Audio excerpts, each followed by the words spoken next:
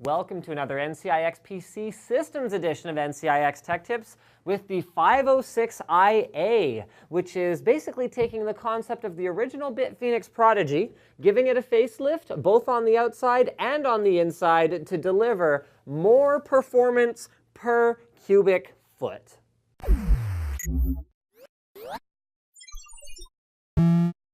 As always, we're going to start with a tour of the outside of the 506IA system. Now, the only real similarities that it bears to the Prodigy are going to be found once you open it up, because Phenom has completely redesigned the front panel. It's very, very flat, which maintains that minimalistic look that they have on many of their cases, such as their Shinobi line. But don't worry, guys, ventilation is going to be handled from the sides of the front right here. This has proven to be an effective way of getting enough air into a system without actually having as much noise transmitted directly to the end user, who generally sits in front of the system. So really, I approve of this approach.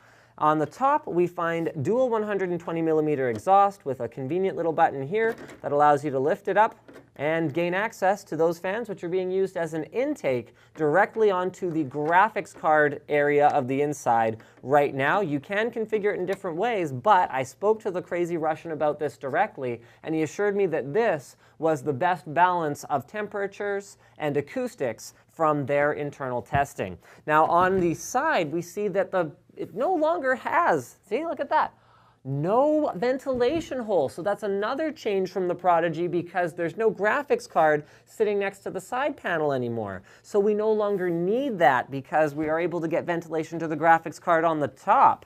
On the bottom, we find feet.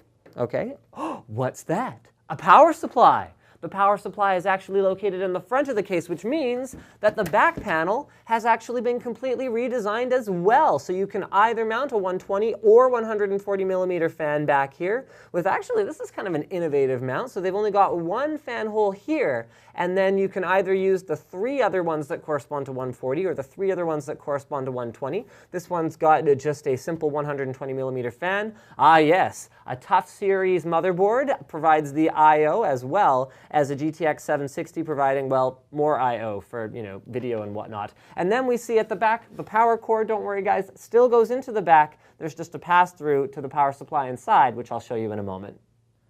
Now it's time to open the system up and find out what's really going on to make this baby tick. Now, the first thing that we're going to notice that I had sort of forgotten about is that, much like the Prodigy, the I/O is on the side. So those two USB 3.0 ports and front panel audio connectors, as well as power and reset switches, are attached via cables that are now attached to the internals. So all you're really going to be able to see on this side is the back of the motherboard tray, which you can see is now vertical and not horizontal, with an extremely large CPU cutout, allowing you to easily install any CPU cooler you'd want without removing the motherboard from the system once it is assembled. Then we move over to the other side where, yes, folks, now we start to see some of the Prodigy heritage from before. So the front panel of the case, even though the plastic on the front has been replaced, you can see still has all those mounting holes for large fans of the original Prodigy, but obviously you can't put anything in there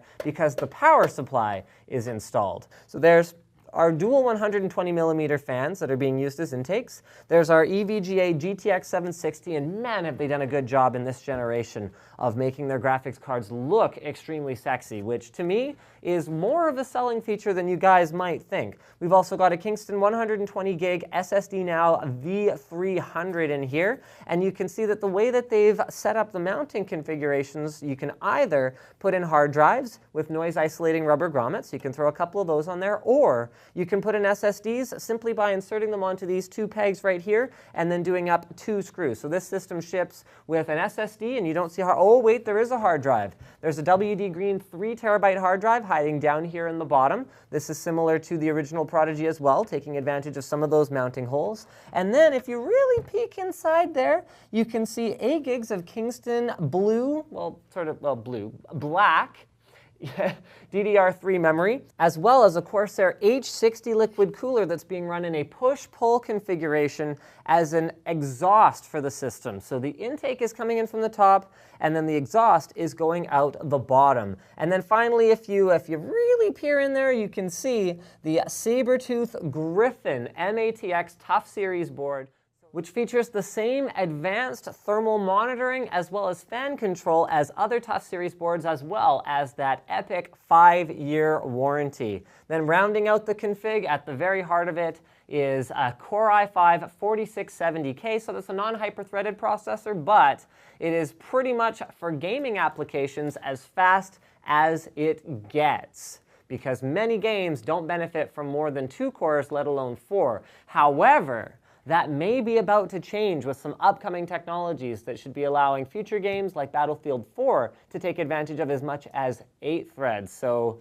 stay tuned for that, guys. So in conclusion, with the 506IA, with the help of Phenom, NCIX has addressed the problem that people had with Prodigy-based systems, which was that it just didn't really have enough expansion card slots. I mean, you could put a bunch of hard drives in it, but it was quite big for what was an MITX-based case. Now we get MATX, which means up to 4 expansion slots, so you can run SLI or Crossfire configurations in that same form factor that we had before with the Prodigy, except without even the Mac Pro-esque handles on the bottom and the top, and without making the case bigger in any dimension. You also get a free copy of Batman Arkham Origins to go along with your GTX graphics card, so you'll be gaming right out of the gate once it arrives. Thanks for checking out this PC Systems edition of NCIX Tech Tips, and as always, don't forget to subscribe for more videos like this from NCIX.com.